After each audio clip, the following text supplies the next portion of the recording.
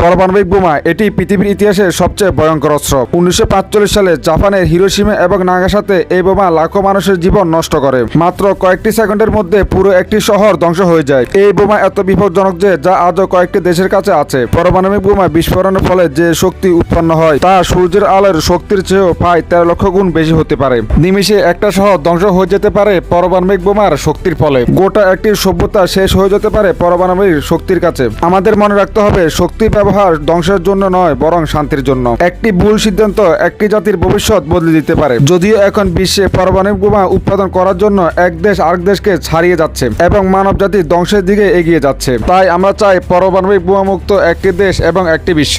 Iran এবং আমেরিকার যুদ্ধে সবচেয়ে বেশি আলোচনা হচ্ছে পারমাণবিক বোমা নিয়ে। আর আধুনিক যুগে পারমাণবিক বোমা হিরোশিমা এবং নাগাসাকির চেয়ে 10 গুণ বেশি শক্তিশালী, যা পুরো পৃথিবীর ধ্বংসের জন্য যথেষ্ট।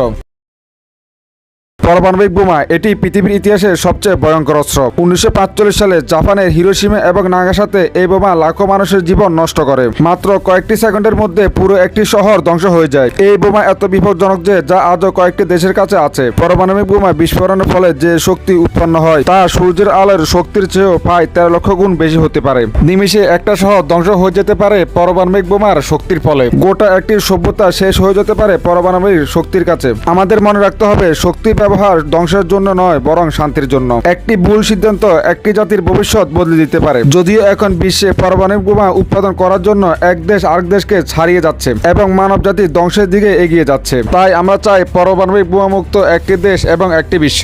ইরান এবং আমেরিকার যুদ্ধে সবচেয়ে বেশি আলোচনা হচ্ছে পারমাণবিক বোমা নিয়ে। আর আধুনিক যুগে পারমাণবিক বোমা হিরোশিমা এবং নাগাসাকির চেয়ে 10 গুণ বেশি শক্তিশালী, যা পুরো পৃথিবীর ধ্বংসের জন্য যথেষ্ট।